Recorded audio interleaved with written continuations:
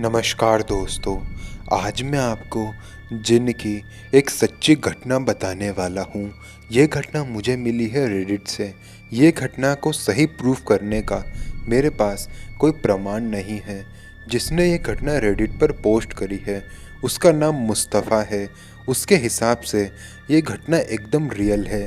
अगर आपके साथ भी कोई हॉरर घटना घटी हो जो आप मुझे भेजना चाहते हैं तो वो आप मुझे मेरे इंस्टाग्राम पर भेज सकते हैं। अगर मुझे घटना रियल लगी तो मैं उसे अपने वीडियोस में फीचर ज़रूर करूँगा। इंस्टाग्राम का लिंक आपको मिल जाएगा नीचे डिस्क्रिप्शन बॉक्स में। और अब आगे की घटना मैं आपको मुस्तफ़ा के पॉइंट ऑफ व्यू से ही सुनाऊँगा। मेरा नाम मुस्तफ़ा है। आज मैं आपको मेरे साथ घटी एक सच्ची घटना बताने वाला हूँ। इस घटना में मेरे साथ मेरे दो कज़न भाई भी मौजूद थे। हमारा गांव इराक के बॉर्डर से थोड़ा आउटर एरिया में पड़ता है। हम लोग कहाँ रहते हैं वो मैं आपको नहीं बता सकता, लेकिन हमारा गांव इराक बॉर्डर के आउटर एरिया में है। मेरे पापा अपने गांव वालों से पिछले 10 साल से मिले नहीं थे। ये घटना है 2009 की। उस वक्त मेरी उम्र होगी 14 साल। मेरे पापा अपने गांव वालों से मिलने के लिए जाने वाले थे। हमारा पूरा परिवार ही गांव जा रहा था। हम लोग बहुत मुश्किल से हमारे गांव पहुंचे थे क्योंकि इराक में खुले में ही टेररिस्ट और कुछ लूटमारी के लोग घूमते रहते हैं। इसलिए जैसे तैसे करके हम लोग हमारे गांव पहुंच गए। वो हमारे चाचा का घर था और वहाँ पर मेरे कज़न भी मौजूद थे, जिसमें से एक मेरा भाई था जो कि 2 साल का था और एक दूसरा भाई था जो कि 5 साल का था। शुरुआत के 2 दिन तो बहुत आराम से गुजरे। मैंने अपने भाइयों के साथ बहुत मस्ती भी करी और चाचा और चाची से भी मिला।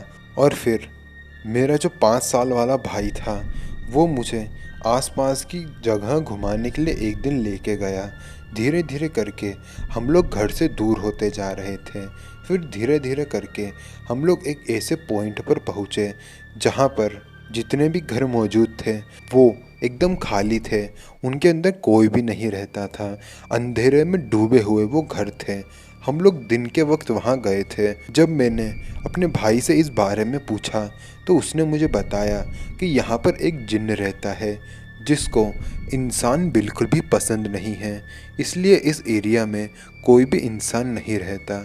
अगर कोई इंसान यहाँ आता है और अगर जिन चाहे तो उसे मार देता है या फिर सिर्फ सबक सिखाकर यहाँ से भेज देता है।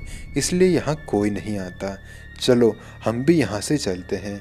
फिर मैं उस वक्त तो वहाँ से चला गया, लेकिन मेरे मन में बहुत ज़्यादा क्यूरियोसिटी थी उस घर के अंदर जाने की या फिर उस एरिया में जाने की जहाँ पर जिन रहता है। मैं इन सब बातों में यकीन नहीं करता था कि जिन वगैरह भी इस दुनिया में एग्जिस्ट करते हैं। जब रात में सब लोग सो गए तो मैं चुपके से अपने घर से बाहर निकला। गांव में सब लोग क्योंकि घर के अंदर कम और घर के बाहर ही ज़्यादा सोते हैं चारपाई लगा के, इसलिए मैं भी वहीं पर सो रहा था।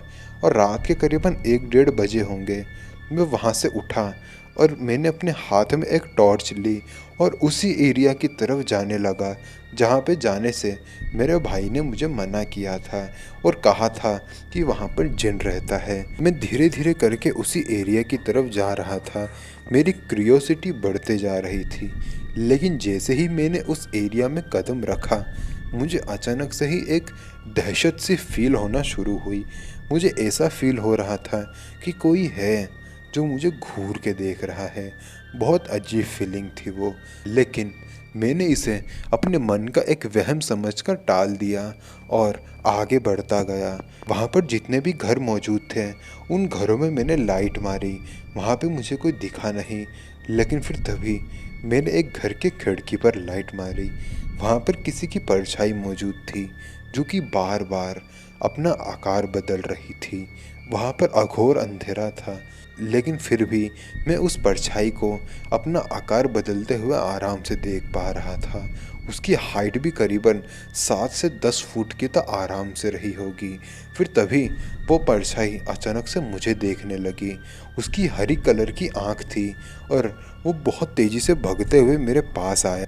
मैं इतना तो समझ चुका था कि ये कोई इंसान नहीं, कोई भूत प्रेत या फिर कोई पिशाच है। मैं इतना ज़्यादा डर गया था कि मेरी हाथ से वो टॉर्च वहीं पर गिर गई और मैं इतना तेज़ अपनी ज़िंदगी में कभी नहीं भागा था जितना उस दिन भागा। मैं बहुत तेज़ी से भागते हुए और चिल्लाते हुए अपने घर आया। मेरी आवाज़ सुनकर मेरे घर वाले भी खड़े हो उठे और उन्होंने मुझे पूछा कि आखिर हुआ क्या है। मैंने उन्हें सारी बात बताई।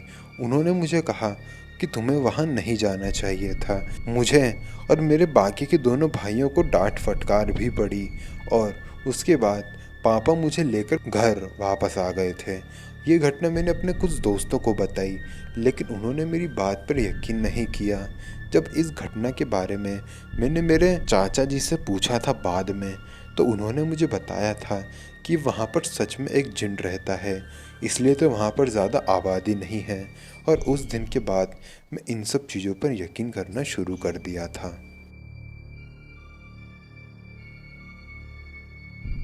तो दोस्तों, अगर आपको वीडियो पसंद आई तो वीडियो को लाइक ज़रूर करें। कमेंट करके तो ज़रूर बताएं कि आपको वीडियो कैसी लगी।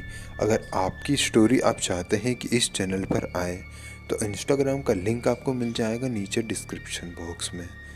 तो मिलते हैं अगले वीडियो में। तब तक के लिए जय हिंद, जय भारत।